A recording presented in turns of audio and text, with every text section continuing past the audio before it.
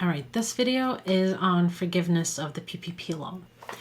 Now, I want to say that as of today, April 17th, 2020, there is a lot of unclear statements, contradictory statements that we have. So what I want to tell you is be careful and strategic about this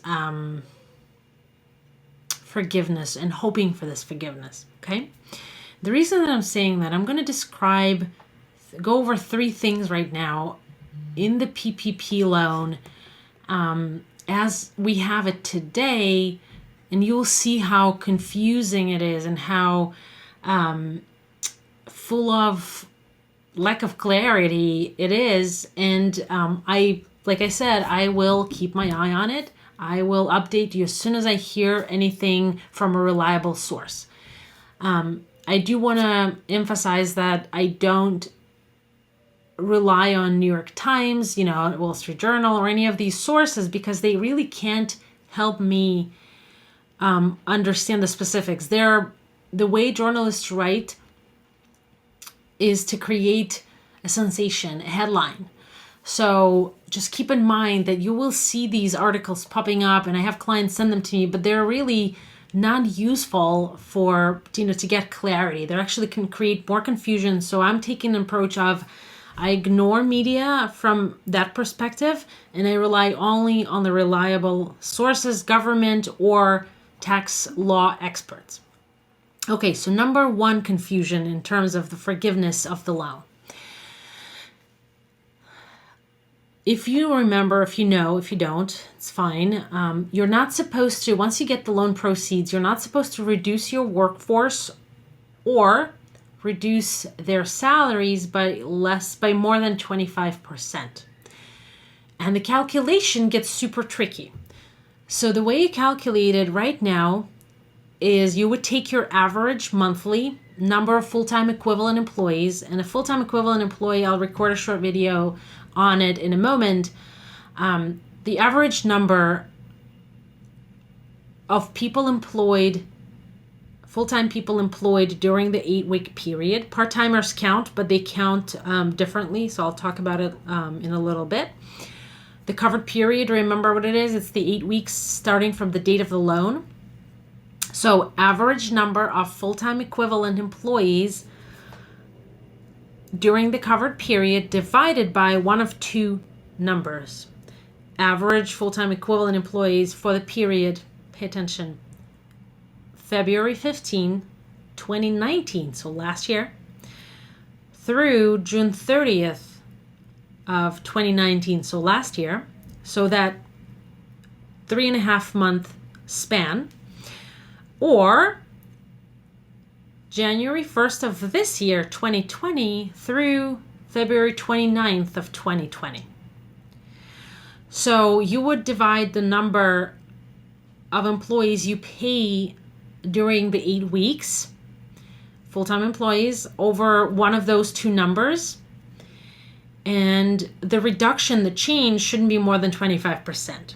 Now, the reason that it's confusing is because there is 6 ways to calculate those things, and none of them make a lot of sense, because if you calculate it one way, you get one number. If you calculate it another way, you get another number. So it's unclear how banks will treat it, how the government will treat it, whether they will take the lower number, the higher number. It's unclear. So what we're doing now is we're waiting for more information, and hopefully it will come in the next couple of days. Because I think that it has to be a strategic decision whether to furlough employees so that they can collect higher unemployment until July 31st, or get this loan, but then the forgiveness is not guaranteed. The lender has 60 days to make a decision about forgiveness of this loan. Who knows what's going to happen with that? What if they don't forgive the loan? Then you're stuck with this loan in addition to your business needing to recover and all of that. So that's why all the professionals, all the tax and accounting professionals, are pushing the SBA to provide clarity and specificity when it comes to calculating these things, so that I can advise you, what it is, so that you can make a better decision. strategic decision. Now, the second way, the first forgiveness option or possibility is to not reduce your workforce, so the number of people, the headcount, by more than 25%. The second one is you also cannot reduce their salaries by more than 25%. Now, that doesn't apply to employee whose salary is reduced and they're still making over 100,000 and they were making over 100,000 before the reduction. So just keep that in mind.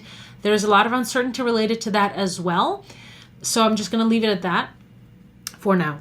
Now, people who do make under 100,000, you cannot reduce their salaries by more than 25%. Now, the way it's calculated is actually super weird. They want you to look at one of the quarters in last year. So one of the quarters during 2019. And what happens is a quarter is 12 weeks. Now, you're supposed to spend this money over 8 weeks, which means, and at the same time, you have to be under 75% or more of payroll costs. So 8/12 is actually 67%, not 75. So automatically, right off the bat, you are already not being forgiven 100% of your payroll costs. So there will be more clarity on that point as well. So just keep that in mind. But don't go crazy. Let's wait for guidance. If you already gotten your funds, run your payroll as you normally would. At least for the upcoming pay period, we still will have another 6 to 8 weeks to figure this out. And last but not least, I want to reemphasize that forgiveness is not guaranteed. The banks will ultimately be making decisions about whether or not the loan qualifies for forgiveness. So keep that in mind. And a couple of different versions have been circulating in the media. Banks are sort of making their own rules. And it's fortunate and unfortunate. Unfortunate because there's no consistency.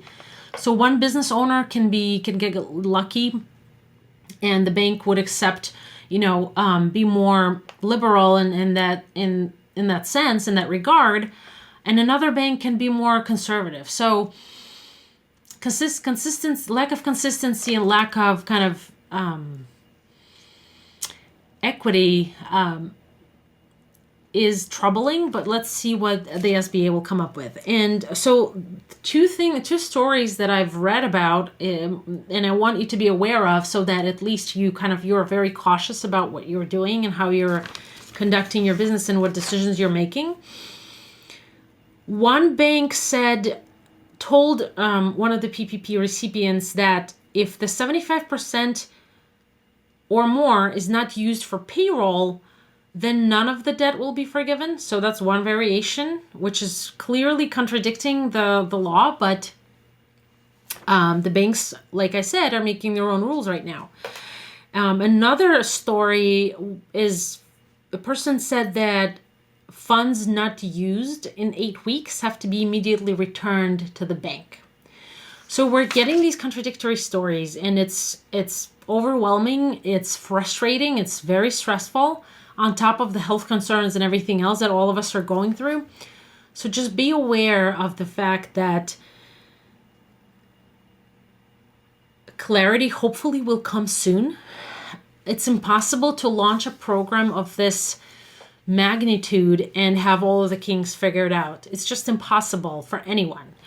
So let's keep an eye on it. I'm going to be kind of your guide in this process. I keep an eye on it. I think that every business and business owner deserves clarity, deserves certainty, confidence of at least some basic things. And as soon as I have them, I will provide them. Feel free to share my videos. Feel free to have people, tell people to sign up to my YouTube channel. I will be posting a lot of information as soon as I get it, and my email list will get it first, and it goes on YouTube and so on. So feel free to share. I try to be as clear as possible because my main focus is small businesses and small business owners, self-employed. I want to help people be in a better financial place. my life's mission. I believe that every business owner deserves to be profitable, to be happy, to fulfill their own life's mission. And that's why I'm doing these videos and these programs. I want to support you. I want to support and help your friends and family. So feel free to share. I'm doing this because I believe that everyone deserves to be happy, and happiness also comes from feeling confident in tomorrow. And there's so much uncertainty in terms of health and other concerns that at least I'm doing what I can to help you be in a better place.